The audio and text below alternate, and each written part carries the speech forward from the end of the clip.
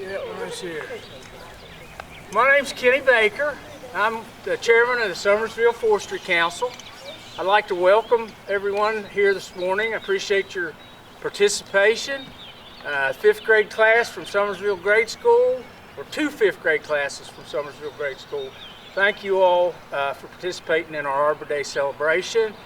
I'd like to welcome our guests this morning, Andy Sheets from the West Virginia Division of Forestry, Recorder Withy, Mayor Schaefer, Councilman Statham. These gentlemen here are from Mon Power. They are partnering with Summersville Forestry Council this year in our celebration of Arbor Day. I'd like to introduce Todd Riggleman from Mon Power, and he'll introduce his associates. Good morning, everyone. I'm just checking to see if you were awake. You got to get outside. That's a good thing, isn't it? Versus being in the classroom. All right, very good. We're glad to be here today, and like Kenny said, partner with them. We purchased a couple trees. It helps us to meet some criteria that we need for our Tree Line USA. First Energy, Mon Power, who we all work with. I'll introduce the fellows behind me here in just a second, but we have other criteria that we have to meet to be a Tree Line USA company, and Arbor Day celebrations, of course, with our forestry department helps us with one of the criteria. So glad to be here. Guys that are here with me today, fella here in the green hat, Tyler Carr, he works out of the Gasaway office. Brad Chedister, we know him as Bruno. He actually takes care of this area. Make sure we keep the trees out of the power lines so we can keep the lights on, so you can go to school and have electric and have heat and things like that. It's a must that we have to trim trees, try to keep them out of our lines so we can have pretty reliable service. Anyway, Bruno takes care of the area here, and then Scott Bandel. Scott is supervisor and actually takes care of this half of our Mon Power. So we'll help plant some trees here in a minute, but we're glad to be here and glad to partner with Summersville. Yes, thank you. Andy, you represent the West Virginia Division of Forestry, and you brought us Summersville Forestry Council our 2020 awards that we. Yeah, this is your 13th year, and this award that we're presenting today represents the activity you did last year. And we have a take that in. Let's do that. Hey, let's give him a hand. Come on, Mr. Mayor. Anybody else who wants to be in? Come on in. And we're proud to have you as a partner. Yes.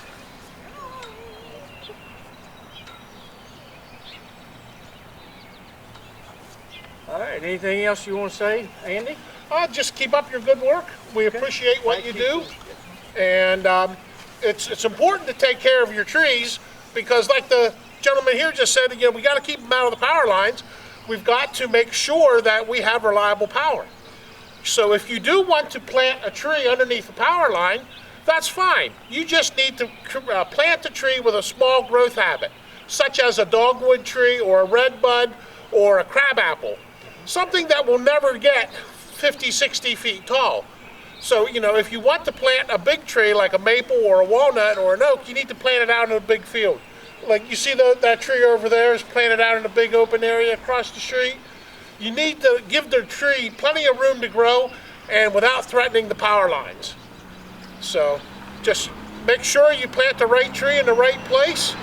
And just remember, 20 years ago was the best time to plant a tree. Today is the second best time to plant a tree.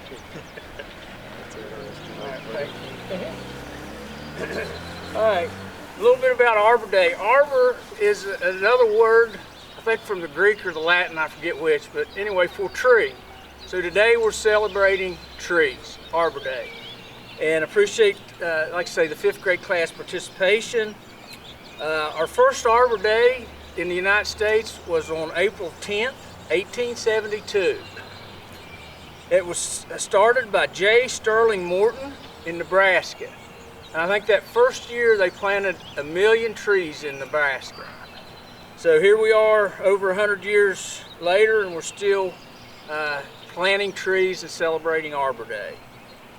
On April 15th, 1907, President Teddy Roosevelt issued an Arbor Day proclamation to the school children of the United States, children just like you all, about the importance of trees. Some of the things that trees provide for us is they reduce erosion, they clean the air, they produce oxygen, they provide habitat for animals, they provide paper, they provide wood for our homes, and the greatest thing about trees are they're a renewable resource. You can plant them and harvest them and replant them over and over again. And in light of that, your all's participation today as school children, you all did the poster contest. And we have some prizes for first, second, and third. I think your teachers judged your posters. And do you have the first, second, third prize winners here? Okay. If third place would come up and show us your poster. Show it to these fine gentlemen. And these were supposed to represent what trees mean to them as a 5th grade child, right? Trees are terrific and growing. Oh, that's very nice. Third place.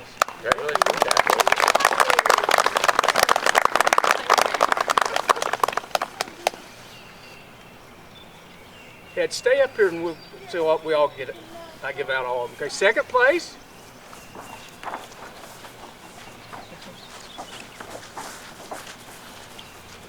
Oh, you got a deer in yours. Very good. Right. Very good. Give her a hand. What's your name? I'm sure you got your name. Huh? Alexa. Alexa. And your name was? Kathleen Gregory. Kathleen Gregory. Congratulations. Okay, first place.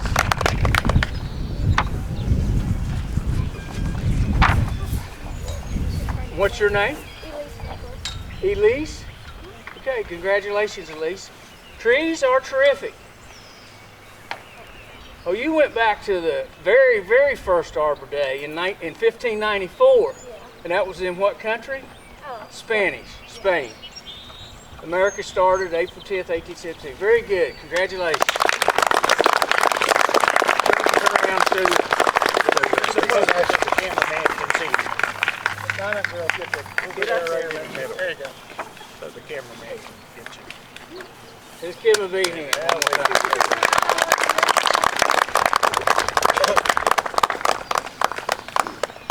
All right, you can go back now. All right, we have 2 red maple trees that we're going to plant here today.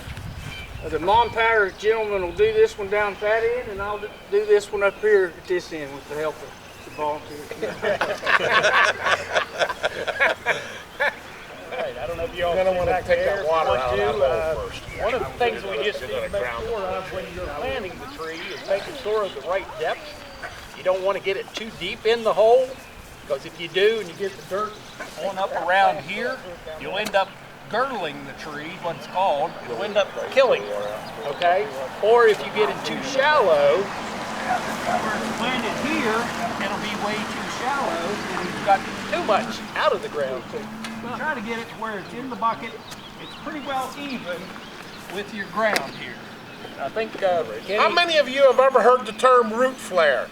Do you know what a root flare is? A root flare is where the trunk comes down and starts to flare out to form the roots. You want to be able to see that area above the ground where the tree is starting to branch out into roots. But that's called the root flare. Yeah, take that water out of there. Oh, water?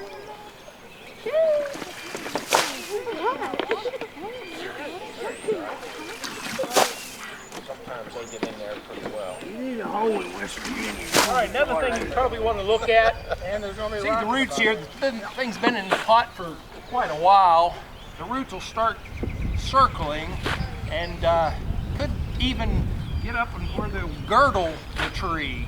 So you like to try to loosen these up a little bit, just so you don't have any of them that are kind of growing in a circle, could end up girdling the tree. So we kind of rough that up just a little bit.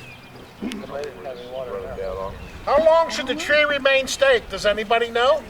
They hit a water line. 1 year. We recommend 1 year. Leave a stake in 1 year.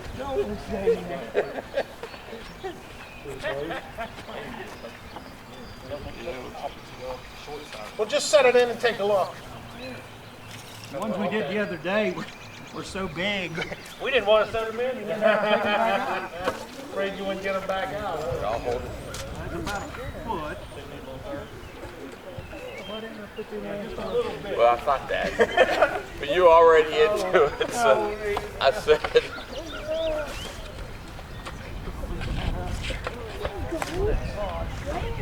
Yeah, don't put the sod in. That's a rock. Will probably should.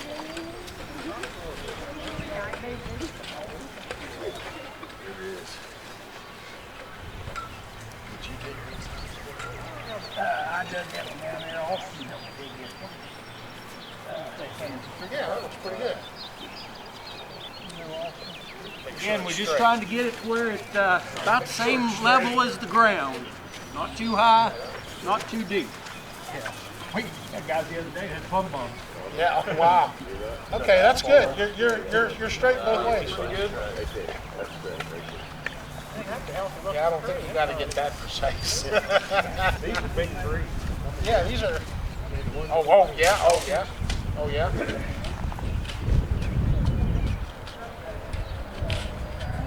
Anybody know how big the hole should be when you plant a tree? About a foot wide. A foot wide. A foot wide? Well, that's subjective because look how big these trees are. Would a foot wide be enough? We recommend twice the diameter of the root ball.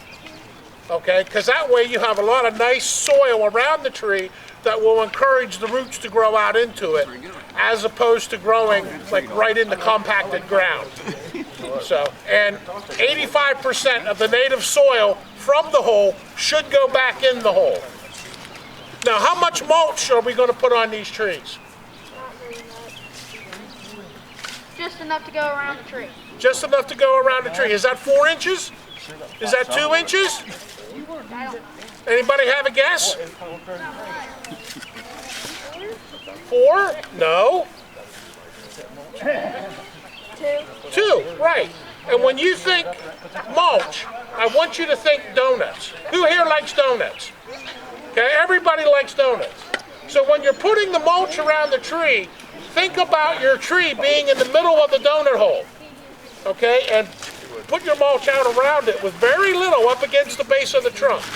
Because just like too much soil will rot the tree bark, same will too much mulch will also rot the tree bark. And when that happens, you open up the tree to insects and disease.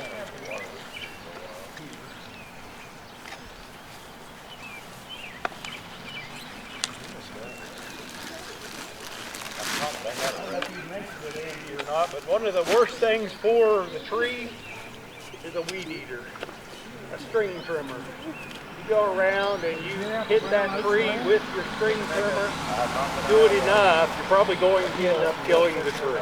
Does anybody have a guess? What is the average lifespan of a typical urban tree? 1,000 years? No. 500 years? No. 100 years. No. About 50 years. 50 years? No. Anybody over here have a guess? 5,000, I don't know. 5,000? You don't know? 30 years. 90. 90? I'm afraid you guys are all way off base. You're all way A high. million. Me. 2? Well, now you're more in the ballpark, but you're low now. 25? No, you're still high. 10. 10, you're the closest. 8 years is the average lifespan. Now, we're not talking a tree here in Summersville, but like a tree, say, in a big city like Morgantown, Beckley, or Charleston, the average lifespan of an urban tree is 8 years. because a lot of trees are planted in pits on the sidewalk. And what happens is they get hit by car doors, or they outgrow the space that's allotted to them in that tree pit, and they get what they call girdling roots, and that will encircle the tree, and that will kill the tree as well. So 8 years is the average lifespan of a city tree, of an urban tree. Anybody have any questions for me about trees? Yeah. What kind of tree is it? These are red maple trees. These are shade trees. These will get 60 to 70 feet. Now it'll probably take them 20 years to do that. Have you heard of the emerald ash borer? I have. I didn't know how much ash is left. Very little. Very I little. have 4 or 5 at my house. Are they declining, or are they They're still alive. They're still alive. You're lucky. Alive and well. Yeah. Are they green ash or white ash? Do you know? I don't know. Okay. I think it's green or white, one or the other. Yeah. Well, the emerald ash borer came through, a very destructive insect, and just killed off a lot of our ash trees. And I know I was down at Marshall for a ceremony like this one time, and they had a field with nothing but ash trees. Every ash tree was dead in that field. They probably had 15 ash trees planted in that field, and all of them were dead.